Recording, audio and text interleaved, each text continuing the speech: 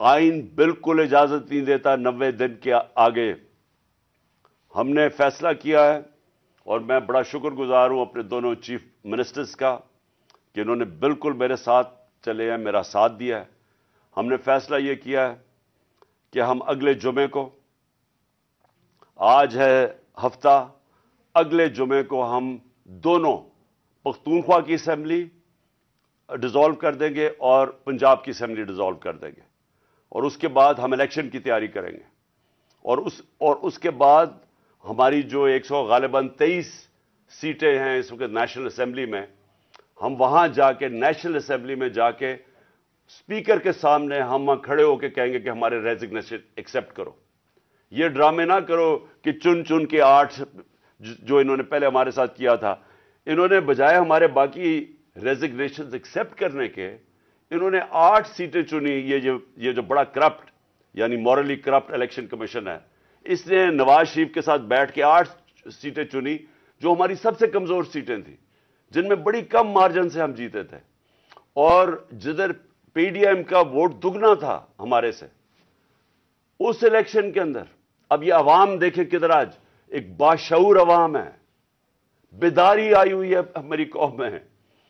پتہ ہوتے ہوئے کہ میں نے اسمبلی میں نہیں، میں 8 سیٹوں پہ لڑا، پتہ ہوتے ہوئے کہ میں نے اسمبلی میں نہیں جانا، اس کے باوجود میری قوم نے مجھے سارے 8 کی 8 سیٹوں پہ جتایا، 7 سیٹوں پہ جتایا. اور ایک جو کراچی کے اندر سیٹ تھی، ذرا وہاں دیکھ لے، وہ الیکشن کمیشن کو وہ دھاندلی نہیں نظر آئے گی جس طرح انہوں نے پوری اسٹیٹ مشینری استعمال کی اور ووٹ باہر پھینک دیا، جو ہر بار استعمال کرتا ہے.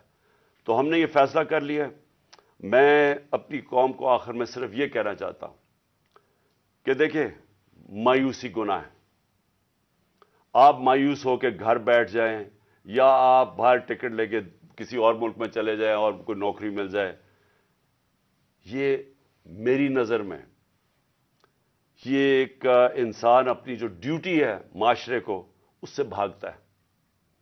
اصل آپ سب کی ڈیوٹی یہ ہے کہ ہم اب کھڑے ہوں اور ہم ان چوروں کا اور اس کرپٹ نظام کا مقابلہ کریں، اور ہم کریں الیکشن کے ذریعے، اور الیکشن کے ذریعے ان کو سبق سکھائیں آئین اور قانون کے بیچ میں رہتے ہوئے. میں نہیں چاہتا کہ یہاں سری لنکا جیسا سچویشن ہو کہ لوگ سڑکوں کے اوپر آ جائیں اور توڑ پھوڑ ہو.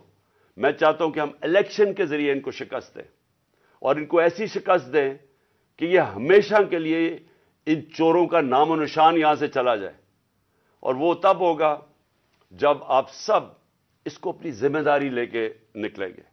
اور میں آپ کو آخر میں یہ کہنا چاہتا ہوں کہ مایوسی جو ہے، میں 3.5 سال گورنمنٹ میں رہا، اس کے باوجود کہ بینکرپٹ گورنمنٹ میں لی، اس کے باوجود کہ ہمارے پاس تجربہ ہی نہیں تھا بالکل.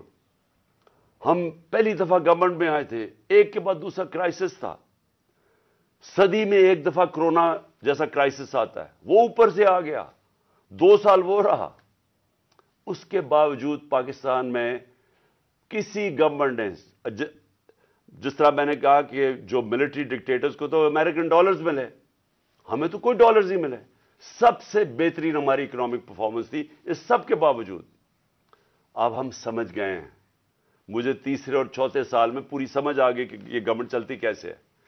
میں آخر میں صرف آپ کو یہ کہنا چاہتا ہوں، مایوس نہ ہوں. ملک یہ تب اب اٹھے گا جب بڑے اور مشکل فیصلے ہوں گے. یہ مشکل فیصلے ان کے نہیں کہ قیمتیں بڑھاتے جاؤ اور کہو جی مشکل فیصلہ ہے. مشکل فیصلے کا مطلب ملک کے اداروں کو ری اسٹرکچر کریں، اس ملک کے اندر انصاف قائم کریں، رول آف لا قائم کریں. اگر اللہ بھاری اکثریت دیتا ہے تو تب آپ یہ سب کچھ کر سکتے ہیں. اس ملک میں اصلاحات کر سکتے ہیں، ادارے ٹھیک کر سکتے ہیں. جو گورنمنٹ کیسے چلتی ہے، اتنی بڑی ہم نے گورنمنٹ بنا دی ہے اور وہ ہمیں آگے نکلنے نہیں دیتی. ہر جگہ رکاوٹیں بن گئی ہوئی ہے، اور ہم نے کافی چینج بھی کیا. ایکسپورٹس بڑھانی ہے، ہم نے ریکارڈ ایکسپورٹس بڑھائی. کیسے ہم نے ایکسپورٹس بڑھانی ہے اس کا ہم نے پلان بنایا ہوا ہے. اسمال اور میڈیم انڈسٹری کو کیسے کھڑا کرنا ہے جو اصل روزگار دیتی ہے اور دولت میں اضافہ ہوتا ہے. اپنی ایگریکلچر جو زراعت ہے، ہم نے چائنا سے بات کر چکے تھے کہ نئی ٹیکنالوجی ہم لے کے آئیں.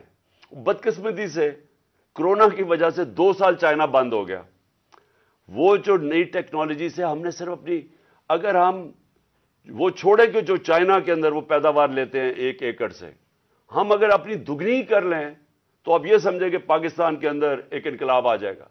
سو میں آخر میں یہ کہنا چاہتا ہوں کہ کوئی مایوس ہونے کی کوئی ضرورت نہیں ہے۔ یہ ٹورزم میں ہی ہم اتنا پیسہ بنا سکتے ہیں، اور وہ بھی بدقسمتی سے کرونا کی وجہ سے ٹورزم ساری دنیا میں بند ہوگی۔ ہم اس ملک کو اٹھا سکتے ہیں، لیکن وہ گورنمنٹ اٹھائے گی جس کے پاس ایک مینڈیٹ ہو، جس کے پاس عوام کی طاقت ہو، اور اس اللہ کے بعد اس ملک کے جو وارث ہیں وہ عوام ہیں، اور کوئی نہیں ہے۔ عوام اس ملک کی